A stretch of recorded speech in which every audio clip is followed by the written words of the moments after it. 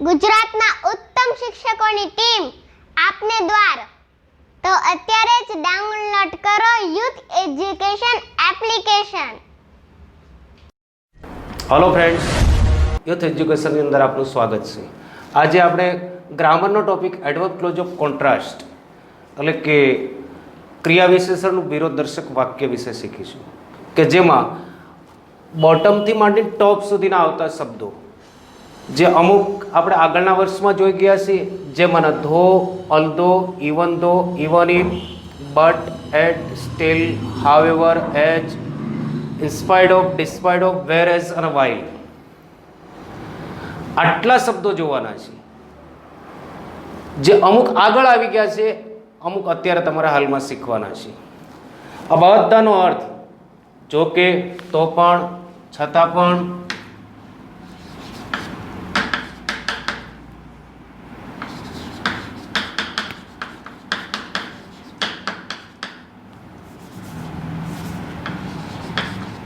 એવો થાય છે. બીજી બાબત, આ વાક્ય રચના આ ટોપિકની અંદર બે પ્રકારના વાક્ય આવે છે. વિરોધ દર્શક કીધું છે, અહીંયા ધ્યાન રાખજો. વિરોધાભાસ, પરસ્પર આપણે કહીએ છીએ ને ગુજરાતીમાં, એક ગામ બાજુ જાય બીજું સીમ બાજુ જાય, એમ અહીંયા એક વાક્ય તમારું હકીકત દર્શક હશે અને બીજું વાક્ય વિરોધ દર્શક હશે.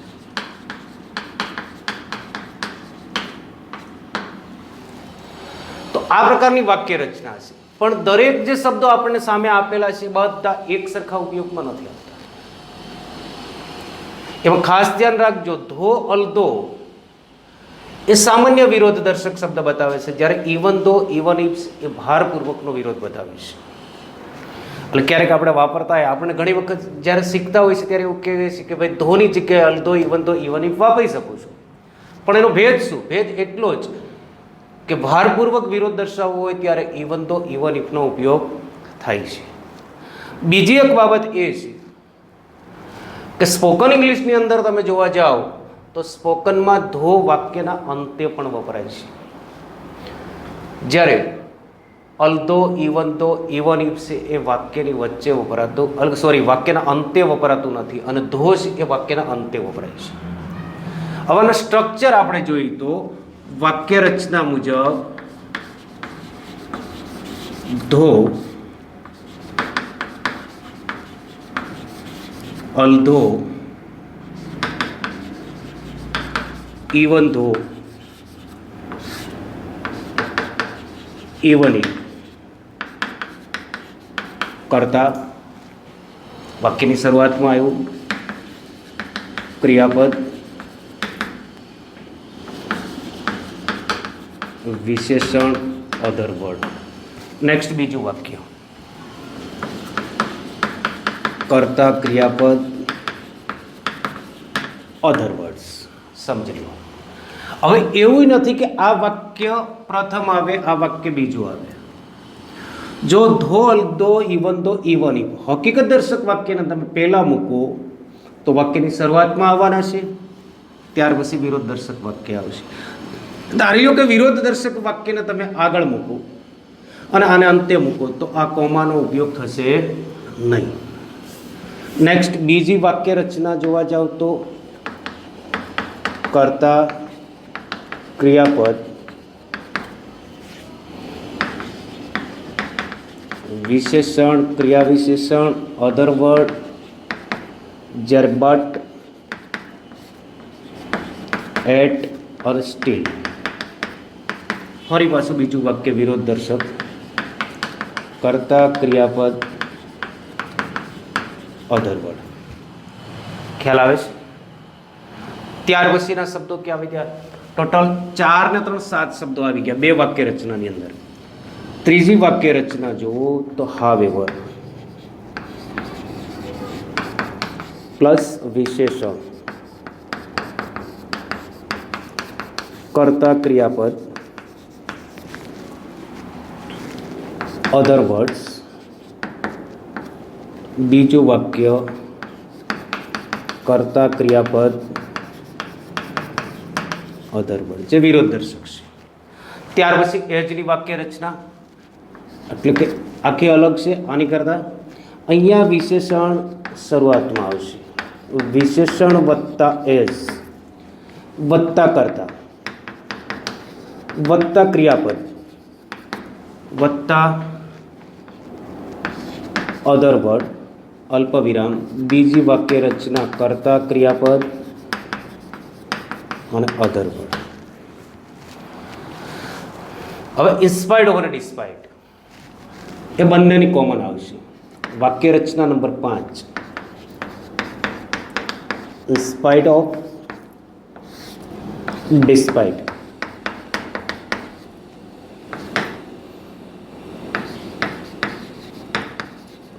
સંબંધક સર્વનામ being, having, verbal noun, વિશેષણ, other word. બીજું વાક્ય ઉપર મુજબ જ કર્તા ક્રિયાપદ other word. ખ્યાલ આવે છે? હવે ઘણી વખત આપણને એમ થાય કે આ બીઇંગ ક્યારે મૂકવું, હેવિંગ ક્યારે મૂકવું, બીડેસ આઈએનજી ક્યારે મૂકવું. વિશેષણ તમને આપેલું છે, પણ જો બીજી રીતે જોવા જાય તો અહીંયા આનું સીધું તમે નાઉન લઈ શકો છો. પણ એ ક્યારે આવડશે? આપણને વિશેષણ ઉપરથી નાઉનનો ખ્યાલ હશે તો. નતર એ નથી કરવાનું. ડાયરેક્ટ ઉપરનું કોઈ વાક્યને તમે ઇન્સ્પાયર્ડ ઓફમાં કન્વર્ટ કરતા હોય અને જો હકીકત દર્શક વાક્યની અંદર ક્રિયાપદ તરીકે કોઈ ટુ બીનું રૂપ આપેલું હોય ત્યારે એને ઇન્સ્પાયર્ડ ઓફ વાળા વાક્યમાં ફેરવો તો બીઇંગમાં ફેરવવાનું છે. અને ક્રિયાપદ તરીકે હેઝ, હેવ કે હેડ આપ્યું હોય તો હેવિંગમાં લઈ જવાનું છે. અને એક્શન વર્બ આપ્યું હોય, ક્રિયા દર્શાવતું ક્રિયાપદ, તો એને આઈએનજીમાં ફેરવી નાખવાનું છે. આટલી વાક્ય રચના. અને વેર એઝ અને વાઇલ, છઠ્ઠી વાક્ય રચના કર્તા ક્રિયાપદ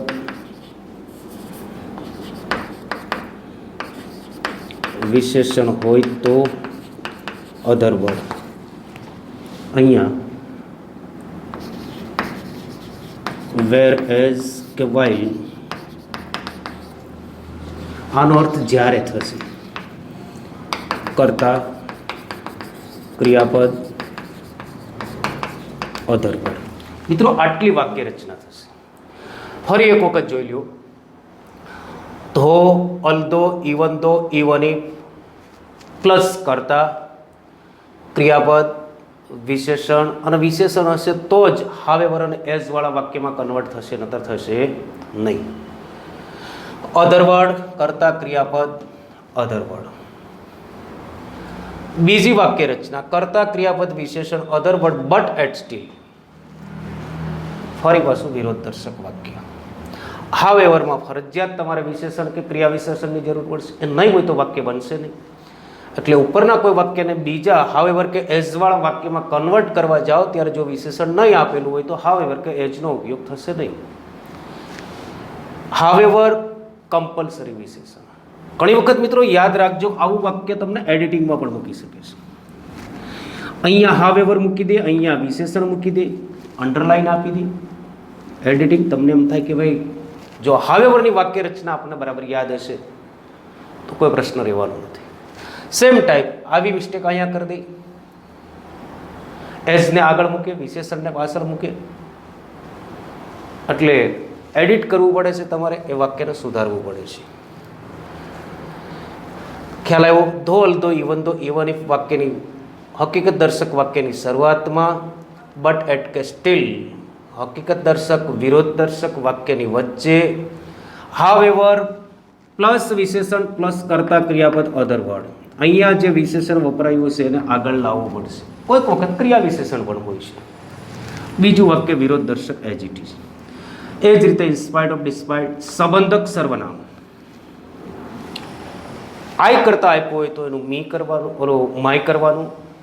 વી આપ્યું હોય તો અવર કરવાનું. ધાર્યો કાંઈ કોઈનું નામ આપ્યું છે, કર્તાના સ્થાનમાં સર્વનામની જગ્યાએ નામ આપ્યું છે તો નામને એપોસ્ટ્રોફીનું ચિહ્ન લગાવી દો તો પણ વાક્ય ચાલશે. એ હવે આપણે વાક્યની અંદર જ્યારે આગળ જોઈશું એટલે ખ્યાલ આવશે આપણને. વાક્ય જોઈએ હવે.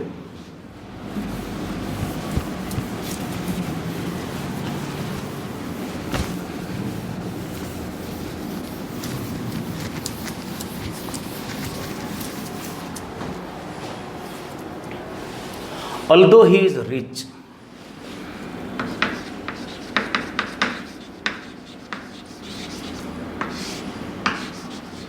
he is rich.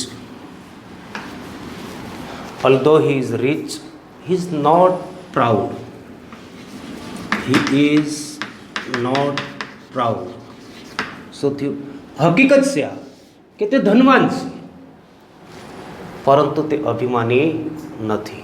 હવે આપણે વાક્ય રચના જો એ પ્રમાણે આના વાક્યને કન્વર્ટ કરતા જઈએ, ભાઈ ધો although even though even you ચારેયની વાક્ય રચના કોમન હતી તો એક વાક્ય આવી ગયું. એને બટ એટ કે સ્ટીલની અંદર કન્વર્ટ કરવું છે તો વાક્યની શરૂઆત કરતાથી he is rich but at still he is not proud. ખ્યાલ આવ્યો? શું ફેરફાર થયો? ધો નીકળી ગયું, એની જગ્યાએ બટ એટ કે સ્ટીલ, ત્રણમાંથી એક.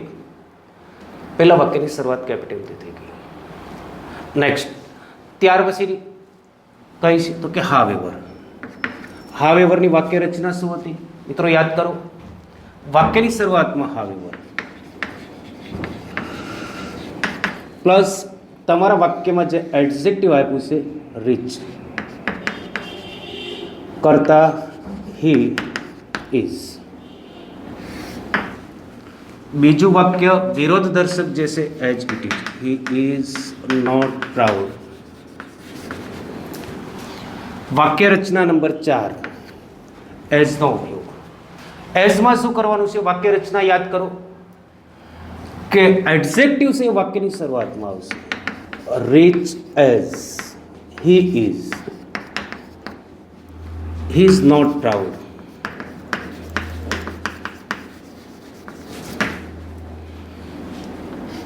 પાંચમી વાક્ય રચના ઇન્સ્પાઇર્ડ ઓફ કે ડિસ્પાઇટ. કોઈ પણ એક શબ્દનો ઉપયોગ. ઇન્સ્પાઇર્ડ ઓફ વાક્યની શરૂઆતમાં આવશે, એ જ રીતે ડિસ્પાઇટ બંને વાક્યની શરૂઆતમાં. એના પછી આપણે શું લખેલું હતું વાક્ય રચના પ્રમાણે? સંબંધક સર્વનામ. હવે અહીંયા કર્તા વિભક્તિનું સર્વનામ કયું છે? હી. હીનું સંબંધક હિઝ. ત્યાર પછી આપણે 3 સ્ટેપ લખેલા હતા મિત્રો, યાદ રાખજો. એક બીઈંગ લખ્યું હતું, એક હેવિંગ લખ્યું હતું, એક ક્રિયાપદને આઈએનજી લખેલું હતું. તો અહીંયા શું મૂકવાનું?